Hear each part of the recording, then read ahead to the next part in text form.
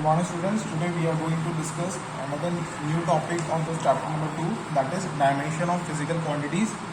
तो जितनी भी डिराइव क्वांटिटीज होती है आपको पता है कि दो टाइप की फिजिकल क्वांटिटीज होती है आपकी बेस क्वांटिटीज और एक होती है आपकी डिराइव्ड फिजिकल क्वांटिटीज. ठीक है, तो जो बेस क्वांटिटीज होती है आपको पता है 7 टाइप्स की है, that are mass, length, time, electric current, thermodynamic temperature, luminous intensity, amount of substance, electric current. ये आपके क्या है, बेस क्वांटिटीज है. इनसे डिराइव होने वाले डिफरेंट फिजिकल क्वांटिटीज होती हैं. For example displacement, distance, pressure, ये सब क्या है, डिराइव्ड यूनिट्स. ठीक है, तो हमने पहले चैप्टर में स्टार्टिंग में पढ़ा था इन बेस और डिराइव्ड के बारे में. तो यहाँ पढ़ेंगे तो हम ये कह सकते हैं कि these physical quantities are also referred as 7 dimensions of physical world.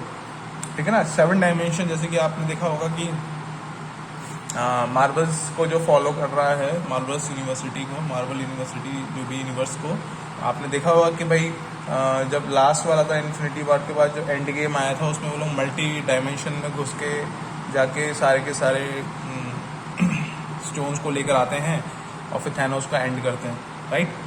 तो एंड गेम बन जाता है. ऐसे क्या होता है जब हम फिजिक्स के अंदर बात करते हैं तो फिजिक्स में 7 जो ये फिजिकल क्वांटिटीज़ हैं, बेस फिजिकल क्वांटिटी, ये 7 डायमेंशन की तरह काम करती है. जितनी भी अदर फिजिकल क्वांटिटीज़ होती हैं डिराइव्ड, वो इन 7 से ही डिराइव्ड होती हैं. ठीक है, तो these are represent in square bracket. तो जब मैं डायमेंशन की बात करूंगा तो मास को जब मैं रिप्रेजेंट करूंगा स्क्वायर ब्रैकेट लगाना जरूरी है. अगर मैंने स्क्वायर ब्रैकेट नहीं लगाया है तो ये it will act as simple alphabet M. पर जैसे ही मैं इसके अगर स्क्वायर ब्रैकेट लगाता हूं तो ये मास के डायमेंशन को डिनोट करने लग जाएगा. सिमिलरली लेंथ को कैपिटल L से, टाइम को कैपिटल T से, इलेक्ट्रिक करंट को A से, और थर्मोडायनेमिक टेम्परेचर और टेम्परेचर को K से. कई बुक में आपको थीटा मिलेगा. नेक्स्ट ल्यूमिनस इंटेंसिटी को कैंडेला CD से, और अमाउंट ऑफ सब्सटेंस को MOL, स्मॉल MOL. ठीक है, ब्रैकेट के अंदर, इससे नोट करते हैं. अब देखते हैं जो इसकी जितनी भी अदर फिजिकल क्वांटिटीज होती हैं वो सारी की सारी इन 7 से ही डिराइव होती है. फॉर एग्जाम्पल हम ले लेते हैं यहाँ पे, कि मैं यहाँ पे एक एग्जाम्पल ले रहा हूँ स्पीड का. ठीक है ना, इसका एक एग्जाम्पल ले लेते हैं, अपन स्पीड की बात कर लेते हैं. ठीक है ना, स्पीड जिसको अपन V से डिनोट करते हैं, ऑफ अ मूविंग बॉडी या फिर मूविंग बॉडी या फिर ऑब्जेक्ट is given by, किससे देते हैं अपन ना, एक होता है हमारे पास वेलोसिटी इक्वल्स टू या फिर speed equals to distance upon time. Clear. तो यहाँ पे देखो, यहाँ पे ये क्या है, ये लेंथ को डिनोट कर रहा है, डिस्टेंस लेंथ को डिनोट कर रहा है, और ये टाइम तो है ही अपने पास. ठीक है, ये टाइम है ही अपने पास. तो यहाँ पे 2 बेस फिजिकल क्वांटिटीज मिलके स्पीड को बना रही हैं. तो जब मैं वेलोसिटी के डायमेंशन की या स्पीड के डायमेंशन की बात करूंगा तो डिस्टेंस को किससे डिनोट करते हैं अपन, L से, और टाइम को T से. तो ये आगे बढ़ के क्या बन जाएगा, LT-1, क्योंकि ये डिनोमिनेटर में था, ये ऊपर आके ऐसे हो जाता है. और इसको और स्टैंडर्ड फॉर्म में लिखें तो यहाँ पे कोई मास है नहीं, तो m की power 0, L raise to power 1, T raise to power -1. अगर इसको लगाओगे नहीं तो भी ये 1 ही काउंट करेगा, पर -1 है तो -1 लगाना जरूरी है. तो this is the dimension of speed.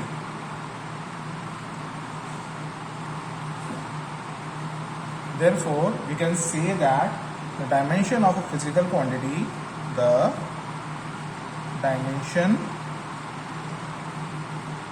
of a physical quantity are the power to which powers or exponents to which the base quantities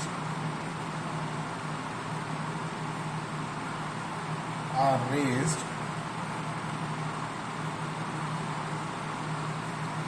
to represent that quantity.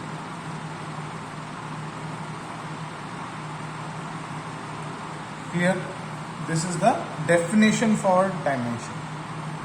आगे बढ़ते हैं, थोड़ा और हम यहाँ पे डायमेंशंस की बात करेंगे, ठीक है. फॉर एग्जाम्पल हम अभी डिराइव कर रहे हैं एक्सेलरेशन के लिए बात करेंगे. किसकी? एक्सेलरेशन की.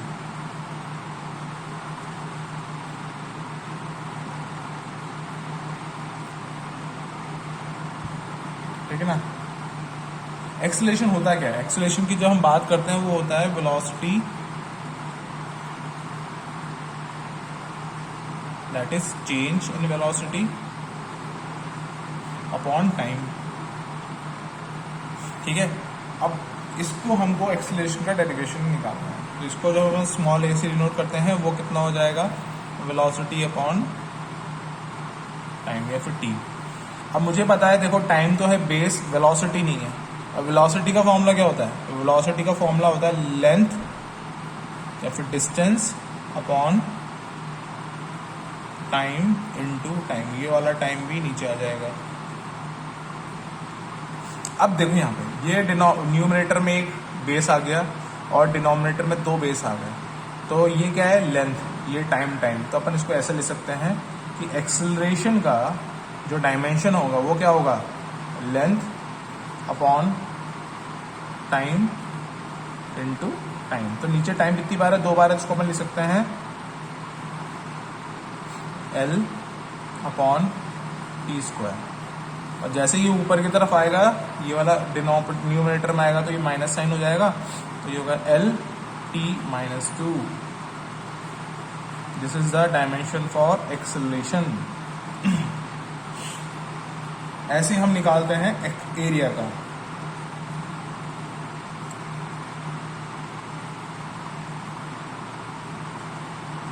एरिया की बात करते हैं. एरिया क्या होता है? जब मैं एरिया की बात करता हूं, कैपिटल ए, वो क्या होता है? Length into breadth. ठीक है ना. तो ये दोनों क्या है? लेंथ ही है. तो जब मैं इसकी डायमेंशन की ए की बात करूंगा वो कितना हो जाएगा? L into L. तो ये क्या हो जाएगा?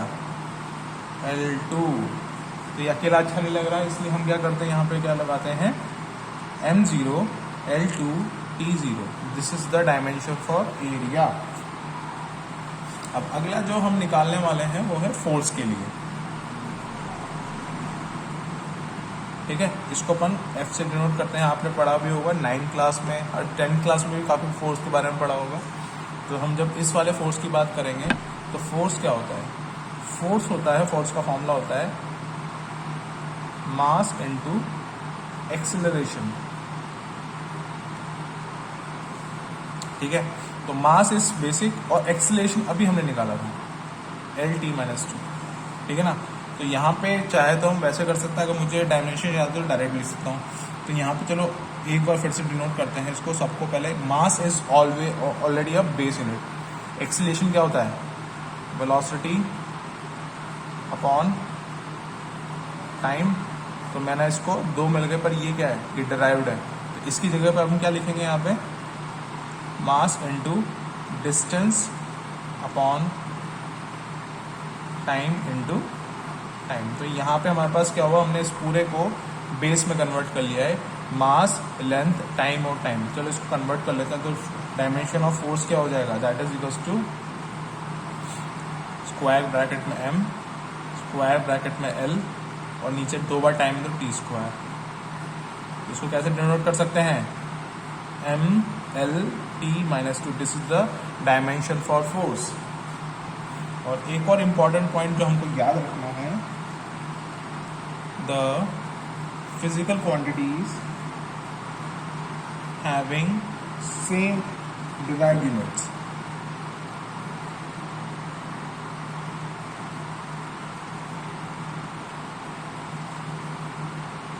have same dimensions.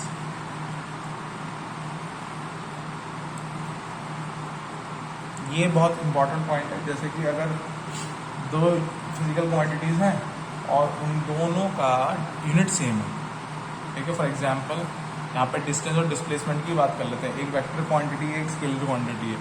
तो दोनों के अंदर क्या होगा, दोनों की यूनिट सेम है, मीटर पर डिस्टेंस की मीटर है, उसकी भी मीटर है, तो इन दोनों की डायमेंशन सेम होगी। सेम चीज़ होगी किसकी, वेलोसिटी और स्पीड की बात करेंगे। स्पीड की यूनिट क्या होती है, मीटर पर सेकेंड, और वेलोसिटी की भी मीटर पर सेकेंड। तो इन दोनों केस के अंदर दोनों का डायमेंशन सेम होगा। अब हम डायमेंशन के एप्लीकेशंस की बात करें, ठीक है ना। तो नेक्स्ट टॉपिक है आपका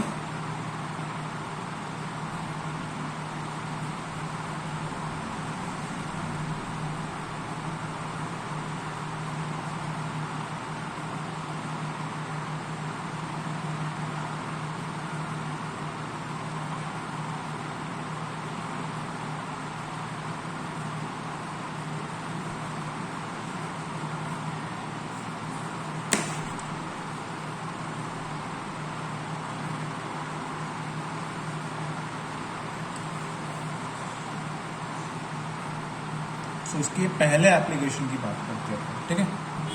सो एप्लीकेशन जानने से पहले 2-3 पॉइंट हमको ये समझना है कि भाई अगर आई एम एडिंग 2 डायमेंशंस, या फिर if I am adding physical quantity 1 and physical quantity 2, तो ये तभी पॉसिबल होगा जब दोनों फिजिकल क्वांटिटी 1 का dimension should be equals to physical quantity 2 का dimension. Clear. If I am saying ऐसा जरूर ना जरूरी है, नहीं तो ये दोनों ऐड नहीं हो सकते। For example if I am adding 1 metre plus 1 meter square, so ये क्या है, डिस्टेंस, और ये क्या है, एरिया। तो एरिया और डिस्टेंस को हम ऐड नहीं कर सकते। आई बात समझ में। तो ये क्या है, डिस्टेंस है, but I can add 1 metre plus 3 metre